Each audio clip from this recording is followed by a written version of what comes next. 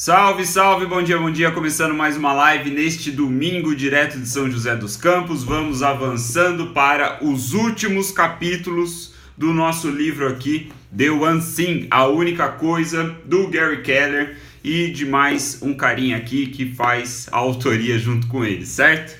Nós estamos na reta final, já é praticamente aí, eu acho que a 14ª live, talvez, ou 13ª live deste livro. Não importa, o que importa é que o livro é muito bom, um capítulo melhor do que o outro, e hoje nós vamos falar sobre os 3 compromissos, certo? Os 3 compromissos, quer dizer, não vamos falar sobre os 3 compromissos, nós falamos ontem sobre os 3 compromissos, nós hoje vamos falar sobre os 4 ladrões, os 4 ladrões de produtividade. Eu confundi porque eu bati o olho aqui e li a anotação de ontem, o negócio tá louco.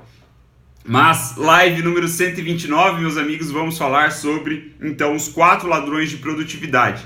Pequeno contexto aqui, pequena recapitulação, né? Nós começamos o livro vendo as 6 grandes mentiras que nos distanciam ali de atingir o sucesso, segundo os autores. Vimos o que ele chamou de verdades, né? Que nada mais são do que as perguntas sobre o foco, a questão do foco.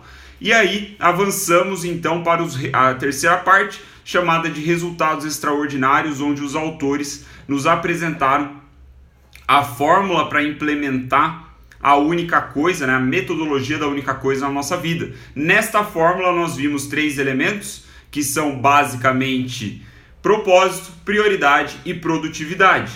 No que tange a produtividade especificamente, é o que a gente falou aí nas últimas 3 lives, ou melhor, nas últimas 2, e hoje também vamos falar sobre produtividade, mais alguns pontos muito interessantes sobre produtividade. Então, a gente falou sobre a produtividade, a importância, né, dos time blocks, né, no primeiro momento. Depois, na live de ontem, nós falamos sobre os 3 compromissos, né, seguir o caminho da maestria, ir de empreendedor para intencional e viver o ciclo da prestação de contas. Hoje vamos ver então os 4 ladrões, fechando aí já essa, eu acho que a partir do capítulo de amanhã, eu acho que a gente não vai falar sobre produtividade ainda, eu acho que ele já vai encerrar o livro, certo? Reta final aqui. Então os 4 ladrões de produtividade, certo? Muito interessante, muito importante. Conceitos aqui, se vocês implementarem no dia de vocês, mesmo que a única coisa ainda não esteja clara, mesmo que você não saiba exatamente, né, como implementar a metodologia na sua vida, se você seguir as dicas de hoje, eu tenho certeza que a sua produtividade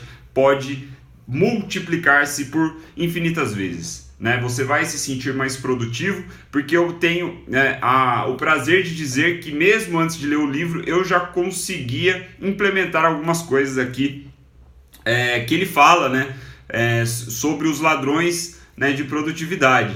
Então, eu tenho um pouquinho de experiência sobre isso, vou compartilhar com vocês a partir de agora que eu terminei essa breve introdução. Então, o capítulo começa com uma citação interessante aqui do John Camark, que é: foco é decidir sobre as coisas que você não irá fazer.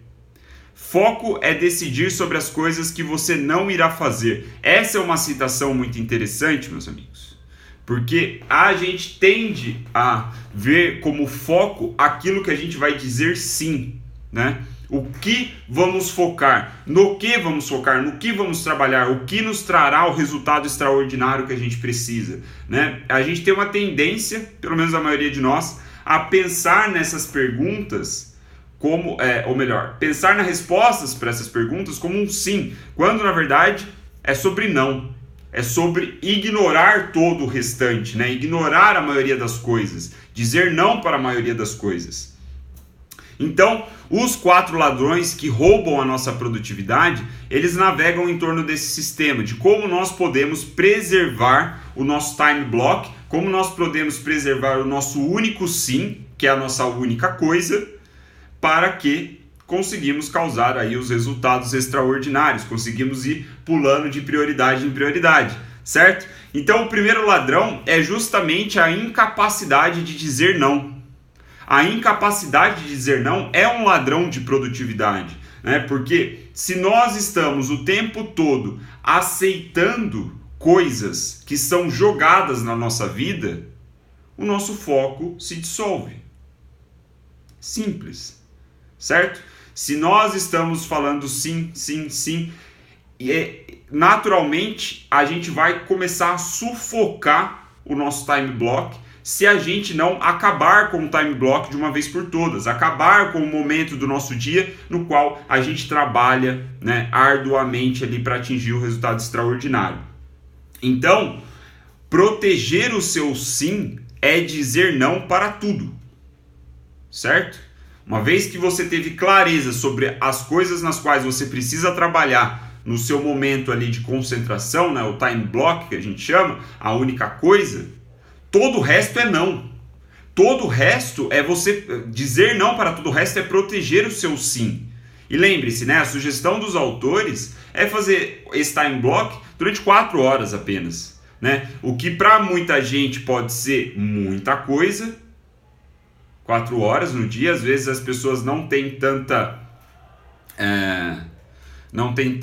tempo assim por questões, circunstâncias, mas a gente já vai falar sobre isso. O ponto é que um pedido, se acontecer algum pedido de ajuda, né, especialmente vinculado a trabalho, quando a gente diz sobre isso, tá? Mas quando chega um pedido de ajuda profissional, ou um novo projeto aparece, né, para você, uma nova oportunidade de trabalho, se você exerce um ofício, aí, uma profissão que seja mais autônomo, né, que você consiga gerenciar com quem você está trabalhando, quem você vai atender. Esses novos projetos que aparecem, eles precisam estar conectados com a sua única coisa para você considerá-los.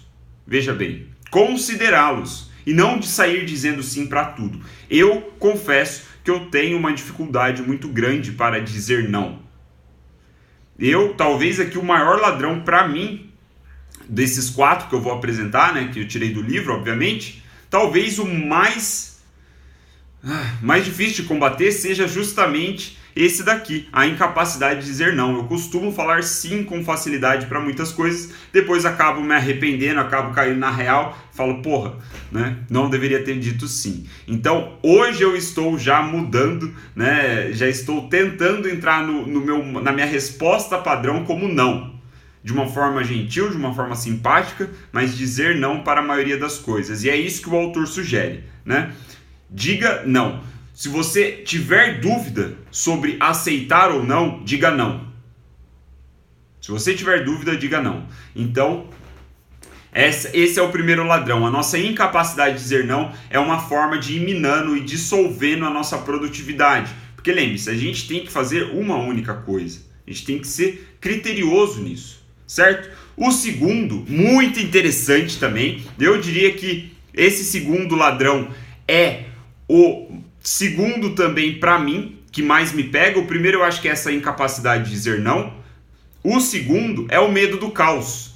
O medo do caos, eu confesso, eu nunca tinha visto esse conceito até chegar agora no livro, né? Como eu já compartilhei ao longo dessa temporada de lives, eu tenho aí uma experiência de leitura sobre produtividade, sobre realizações e coisas assim, hábitos e tudo mais. Então eu já li bastante coisa. Mas essa questão do medo do caos é a primeira vez que eu vejo e eu achei muito interessante, que é basicamente o seguinte: quando nós estamos dispostos a enfrentar, né, esse caminho da disciplina sobre a única coisa, né, sobre melhorar o próprio ofício, sobre ir trabalhando em cima das coisas que a gente tem que fazer, quando a gente vai, né, focado na única coisa, nesses time blocks e tudo mais, naturalmente outras partes da nossa vida entram em caos, começam a ficar mais caótica. Por quê? Porque embora esses pontos da vida estejam, né, livres, nós estamos controlando a única coisa que, nesta perspectiva aqui mais relacionada ao trabalho, é a única coisa que importa, é a nossa única prioridade, né? Então, quando a gente tem um controle obsessivo quase em cima da única coisa que a gente precisa fazer diariamente para ir progredindo até atingir o resultado que a gente espera, como a gente viu nas lives anteriores, é natural que outras partes da nossa vida fiquem um pouco mais caóticas. Porque nós não conseguimos controlar tudo o tempo todo. Porque se tentássemos fazer isso, perderia o sentido da única coisa. Não teria mais única coisa. Certo? Então o que o autor está falando que eu achei muito legal? Quando a gente foca, vamos dizer, né, que seguindo aqui a sugestão base dele de pegar da 8 ao meio-dia, fechar esse tempo e trabalhar focado no que você precisa fazer e no seu ofício, o que ele diz é, a vida ela não para por causa disso. Né? Outras coisas estão acontecendo, né, que você pode estar envolvido, então vai de família, de amigos, relacionamentos, projetos pessoais que você tem, de repente com a sua comunidade, se você vai na igreja, de repente projetos da igreja, enfim, projetos espirituais e coisas do tipo, isso tudo continua evoluindo naturalmente. Mas, nesse tempo, você está focado em trabalhar na sua única coisa. Então, quando você volta, vamos dizer assim, da sua caverna, né, da sua imersão aí, do seu tempo de trabalho consigo mesmo, as coisas elas correram e muitas vezes elas vão sair do seu controle, vão acontecer coisas inesperadas que não, obviamente não eram previstas, né? E quando você se dá conta disso, você tende, muitos de nós, e aí eu me coloco, me vejo nessa situação, né? Muitos de nós tende a aliviar a única coisa, esse time block, e falar, caralho, porra, as coisas estão saindo do controle aqui nesse âmbito pessoal, talvez, né? Talvez eu não deveria estar tão focado, talvez esteja sendo muito tempo que eu esteja me isolando todos os dias para trabalhar, né? Assim, a ponto de desligar o celular, não é deixar em modo avião, é desligar essa porra desse dispositivo, é tirar o cabo da internet da tomada. Né? Esse é o tipo de isolamento que a gente está falando. Então, quando a gente vai fica imerso mesmo e desliga, é possível que ao voltar esteja algumas coisas caóticas e esse caos nos dê medo, a ponto de negarmos a sequência, a evolução do trabalho na única coisa. Então esse medo é muito interessante, né? E aí tem uma frase aqui que eu anotei do livro, que eu achei fantástica, que é: quando a gente vai atrás do sucesso, é garantido que o caos apareça. O caos vai aparecer em algum momento. O ponto é que, da única coisa aqui, né, o argumento central, a espinha dorsal, para a gente manter a única coisa, é que o caos tende a não aparecer na única coisa. Ele vai aparecer em outros aspectos da sua vida, certo? E aí o caos também, o que a gente deve entender por caos, não são coisas assim, tipo, desgraças, né, tragédias. Não é isso que o autor está querendo passar, e eu espero que você não esteja entendendo dessa maneira. O que ele entende por caos, pelo menos a minha interpretação do que ele quis dizer por caos, são coisas assim que a gente não tem tanto controle, né? Coisas imprevisíveis, coisas que a nossa atenção não está tão concentrada. Então são mais coisas inesperadas, vamos pôr assim, mas que também não tenha aí como eu posso dizer, não tenha um efeito tão nocivo na nossa vida, certo? O medo do caos é bem interessante, esse é um ladrão de produtividade, nós não devemos temer o caos, nós devemos ter consciência dele, entender ele, e entender principalmente que se a gente seguir a metodologia que a gente viu ao longo de todo o livro, o caos ele vai aparecer, mas não vai aparecer na única coisa, naquilo que vai nos trazer sucesso. Vai aparecer em outras áreas, e é aí que a gente vem para o terceiro ladrão de produtividade, que para mim, quando eu percebi isso, cara, foi assim uma mudança de chave muito grande. Eu comecei a produzir muito mais quando eu consertei isso, né? Então, esse terceiro ladrão é a falta de hábitos saudáveis. Ele coloca assim o nome, tá? Numa tradução literal é basicamente a falta de hábitos saudáveis, né? Ele coloca... enfim, não lembro agora em inglês como ele põe. Falta de hábitos saudáveis. Mas... pelo que ele fala e pelo que eu vejo também, pelo que eu entendo, depois, né, pelo que ele desenvolve ao longo desse tópico, eu vejo que não é apenas falta de hábitos saudáveis, esse é apenas um rótulo, assim, um nome. O ponto importante é a falta de consciência energética. É a sua falta de conhecimento sobre como a sua energia se transforma ao longo do dia. Quando eu percebi que a minha energia ela é um sobe e desce, ela não é constante de maneira alguma, eu comecei a agir sobre isso e a minha produtividade aumentou drasticamente. Drasticamente. Eu consigo realizar muito mais coisas. Hoje eu estou envolvido em muitos projetos, eu atendo quase 10 clientes, além de projetos pessoais, além de fazer essas lives todos os dias, graças a esse sistema que ele vai te mostrar aqui, que felizmente eu já fazia algo parecido, né? E vem justamente de ter essa consciência energética. Nós não mantemos o mesmo nível de energia o tempo todo, né? Eu falando agora me soa óbvio, mas não era óbvio para mim. Eu não sei se é para vocês. Isso faz sentido para vocês que estão me ouvindo agora? Se fizer sentido, manda uma joinha aí só pra gente ter, né, um tipo de interação e não só eu ficar falando. Mas o ponto aqui, então, essa falta de hábitos saudáveis, ela é uma forma de dizer que a causa raiz é a falta de consciência energética. Beleza. E aí o ponto é que essa falta de consciência energética, ela é perigosa porque ela é um ladrão silencioso. Ela é uma ladra silenciosa, vamos dizer assim. Por quê? Porque justamente, né, se a gente não tem a consciência, a gente não vê que está acontecendo. Se a gente não vê que está acontecendo, a gente não vai fazer porra nenhuma para mudar. A gente só vê, cara, é assim, né? Tipo, é isso, a minha vida é essa, né? Eu não tenho consciência energética, eu não sei lá, tipo, a pergunta ela nem pipoca na sua cabeça, né? Então, é um ladrão muito silencioso. Então, agora, né, pelo menos aqui um valor que eu estou dando para alguns de vocês que talvez não soubessem disso, é ter a consciência de que a energia é muito importante. E aí o que ele fala? Se você quer atingir os resultados extraordinários, que é a grande promessa desse livro, a única coisa, né, como atingir resultados extraordinários, você precisa de energia extraordinária. Você precisa de um gerenciamento, uma gestão energética muito bem feita, né? Vamos pôr assim.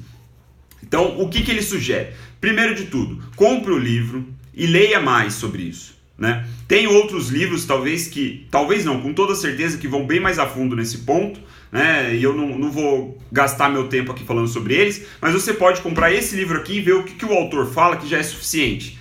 Em resumo, o que você precisa é pensar nos aspectos energéticos de várias frentes da sua vida. Então, qual é a sugestão do autor de uma maneira resumida? É que você invista tempo meditando e rezando para cuidar da sua energia espiritual, que é importante, e ele coloca isso como número 1, eu também colocaria como número 1, com toda certeza. Rezar e meditar é mexer com sua energia espiritual. O segundo ponto é sua energia física. Então é se alimentar de uma maneira balanceada, é dormir muito bem, 8 horas de sono, cara. Eu falei isso no podcast com o meu amigo o Thiago Rodrigues, eu acho que foi nesse podcast que eu conversei com ele. Quando você está pensando em melhorar o seu dia, melhorar os seus hábitos, sua rotina e coisa assim, a primeira coisa que você precisa definir é o momento que você vai dormir, na minha opinião.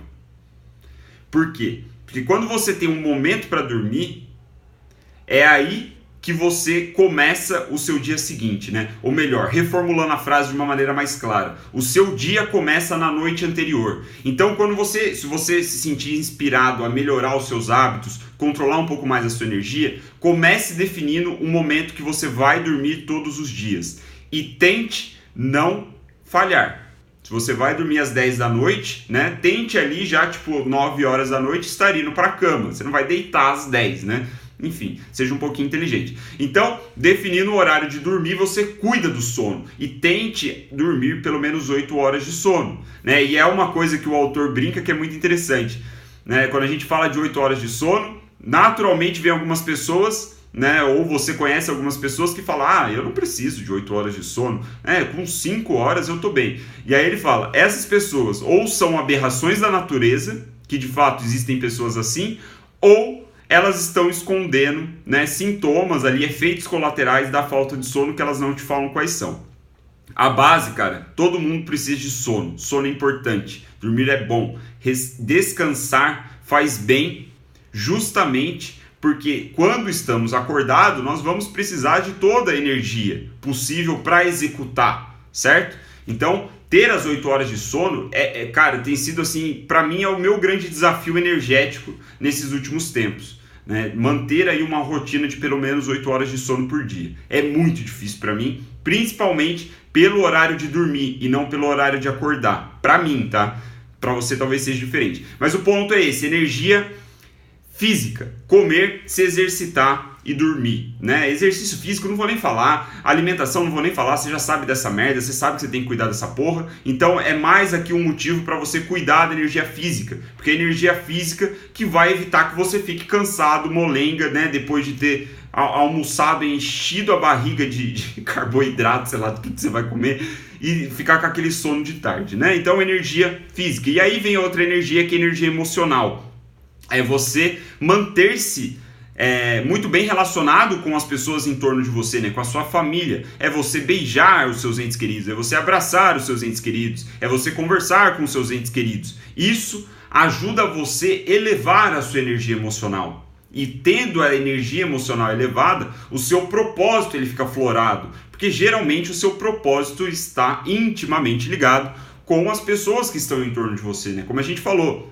Geralmente o seu propósito, o seu porquê de fazer as coisas é sobre as pessoas em torno de você e não sobre você mesmo. Se você está achando que é sobre você mesmo, talvez você esteja sendo egoísta demais e não esteja vendo o plano como um todo, vamos colocar assim, né? Então, essa energia emocional de se relacionar com a sua família, com quem está em torno de você, eleva, né, essa energia e faz com que você consiga executar as coisas melhor, levando então para a energia mental. A energia mental também é importante. A sugestão do autor é que você eleve a sua energia mental sempre verificando o seu objetivo, né, que a gente viu aí nas últimas lives. O seu objetivo do dia, qual é essa única coisa do dia? Escreva isso, coloque num calendário, né, no seu calendário diário, tipo um horário certo para você fazer essa única coisa. Tenha um plano ali mínimo sobre o que você vai fazer. Isso alivia a sua mente, né? Alivia, tipo, aquelas turbulações de, porra, tem um monte de coisa para fazer, o que eu vou fazer, como eu vou fazer. Se você colocar no papel, no início do seu dia, né, 5, 10, 15 minutos talvez, isso ajuda a limpar a sua mente e eleva a sua energia mental para quando você for resolver os problemas intelectuais que potencialmente serão, né, aparecerão aí ao longo do seu dia, você consegue. Não tem muito problema, porque você está com a energia elevada. Por fim, a energia de negócio, né, o que ele chamou de business, né, business energy, que seria basicamente o bloco de tempo ali, o time block da única coisa. É você ter reservado, né, um momento para executar toda a sua energia, elevar a sua energia de negócios, que é trabalhar na sua única coisa. Então perceba que a energia espiritual, a física, emocional e mental são todas elas suporte para que você consiga trabalhar na sua única coisa a pleno vapor, né? Você vai com toda a sua energia nessa porra. Então, assim, isso é um negócio que eu aprendi muito com o meu amigo Danilo, que é jogador de pôquer profissional, e ele me falando sobre sobre a alta performance no poker, ficou nítido para mim que quem está jogando jogo de alta performance, seja no poker ou seja em qualquer outra circunstância, é uma pessoa que joga e está jogando o dia inteiro. Por que ela está jogando o dia inteiro? Porque quando ela está se exercitando, quando ela está se alimentando bem, quando ela está tirando 8 horas de sono, ela está fazendo atividades que suportam a sua única coisa. Ela está fazendo atividades para que quando chegar na hora do jogo, na hora do vamos ver, a energia esteja elevada para caralho e ele consiga fazer o que ele tem que fazer. Isso é muito interessante. Então, quem está buscando alta performance, que esse livro é um livro de alta performance, né? Quem está buscando resultados extraordinários, vive o tempo todo em cima disso, em cima dos resultados extraordinários. né? Está vivendo a alta performance ali, está sempre trabalhando a energia. Então, muito interessante, não vou me alongar sobre isso, é um assunto muito legal, obviamente para quem se preocupa com esse tipo de coisa. Então, energia espiritual, física, emocional, mental e de negócios, né? Perceba, tenha consciência sobre isso. Para a gente finalizar, a live está ficando com 25 minutos, está muito grande. Número 4, quarto e último ladrão de produtividade é o ambiente, né, que você está. Então, o ladrão em si é um ambiente que não sustenta, que não apoia o seu objetivo. E o que a gente pode entender como ambiente? Nas definições dos próprios autores aqui, o ambiente é quem você vê ao longo do dia e o que você vivencia ao longo do dia. Então, se essas circunstâncias não estão a seu favor, obviamente elas estão contra você. E se elas estão contra você, ela vai sugar a sua energia, vai foder com a sua produtividade, vai acabar com o seu plano aí de alcançar os resultados extraordinários. Então você tem que ser muito criterioso com tudo que está à sua volta, com as pessoas que você interage, com o ambiente onde você está trabalhando, né? Se você trabalha numa empresa, divide escritório com outras pessoas, coisas assim, você tem uma circunstância difícil para lidar, né? Então, o ponto aqui, meus amigos, é você prestar atenção, que eu não vou me aprofundar em tudo que ele disse, tá? Primeiro porque a live já está ficando grande, e segundo porque eu acho que vale a leitura, vale comprar o livro e ir além. Mas o ponto aqui é você tomar consciência sobre essas coisas ambientais, que é aquela clichê já que a gente vê muito na internet, né? A frase do Jim Rohn, que é uma verdade, né? Você é a média das 5 pessoas com quem você passa mais tempo. Então, na internet, né, tipo, o que eu acho legal aqui, que eu posso trazer de novo, é você tomar consciência que essa média das 5 pessoas não é simplesmente com quem você está fisicamente próximo, mas também virtualmente próximo. Se você passa a porra do dia inteiro seguindo os outros no Instagram, pessoas que não significam muita coisa factualmente na sua vida, velho, né? Não tá agregando, não vai ajudar. Então, assim, a minha sugestão é você levar essa consciência da média das 5 pessoas para ambientes digitais, virtuais, né? É você prestar atenção se você, ao acordar, não liga a porra da televisão e vê a merda da notícia do Jornal da Globo. Essa porra não faz sentido.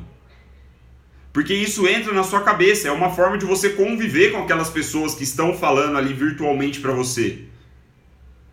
Que merda isso ajuda? Não ajuda em nada. Então, assim, né, quem você vê e o que você vivencia ao longo do dia é muito importante. E aí, assim, já pra gente ir pra reta final aqui para finalizar, o que o autor quer dizer com essa questão do ambiente, um dos pontos, é o seguinte: entre o momento que você acorda, você abre os olhos e para o despertador, até o momento que você vai para a sua imersão, para o seu time block, para o seu deep work, né, fazer o seu trabalho focado ali, fazer o que você precisa fazer, entre um momento e outro, é onde está o perigo. É onde as pessoas com quem você se relaciona, os ambientes pelos quais você passa, as informações que você acaba consumindo, podem foder com a sua produtividade. Preste muita atenção nisso. Muita atenção, especialmente se o seu time block, né, se você colocar ele de noite. É por isso que a gente falou algumas lives anteriores que é muito interessante você colocar esse time block, esse bloco de 4 horas de trabalho ininterrupto aí, focado logo nos primeiros momentos da manhã. Por quê? Porque você tende a diminuir esse gap entre o momento que você acorda e o momento que você começa a trabalhar na sua única coisa, você diminui esse período, consequente você diminui as chances de alguma coisa externa foder com a sua cabeça e acabar minando aí a sua produtividade, certo? Acabar minando a sua energia.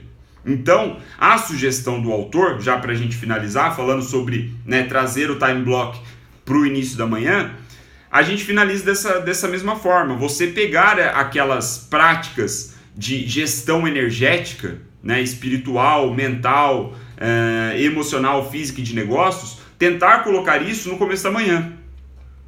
Né? Então, eu faço isso, né? Eu já falei outras vezes, em algumas outras lives. Eu falei recentemente, inclusive, passo a passo, todas as atividades que eu faço, do momento que eu acordo até finalizar o meu ritual matinal, vamos supor assim, no podcast com o meu amigo Thiago Rodrigues. Então, se você quer saber, se você se interessou o que eu faço, você vai lá e escuta que eu falei tudo lá, certo? É isso, meus amigos, 30 minutos de live, foi tempo pra caralho, muito obrigado pela sua atenção, pelas pessoas que ficaram aqui ao vivo comigo durante todo o tempo. Domingão, né? Domingão, porra, meia hora de live, falei pra caralho, achei que ia ser rápido de novo, isso aqui acabei falando muito. Mas é isso, estamos chegando na reta final do nosso querido livro aqui, A Única Coisa, The One Thing. Recomendo a compra mais uma vez, é um livro muito bom. Se você estiver interessado em melhorar a sua produtividade, estiver interessado em aumentar o seu foco, em fazer as coisas acontecerem, eu arriscaria dizer que você só precisa desse livro aqui. Só ele. É a única coisa que você precisa. Certo? Muito obrigado pela sua atenção. Fico feliz aí se eu levei um pouco de valor no seu domingo de manhã, que eu tenha dado boas ideias aí, tenha inspirado você a começar a semana com o pé direito, certo? Então, é isso. Eu ainda não decidi qual vai ser o próximo livro, Eric. Não decidi.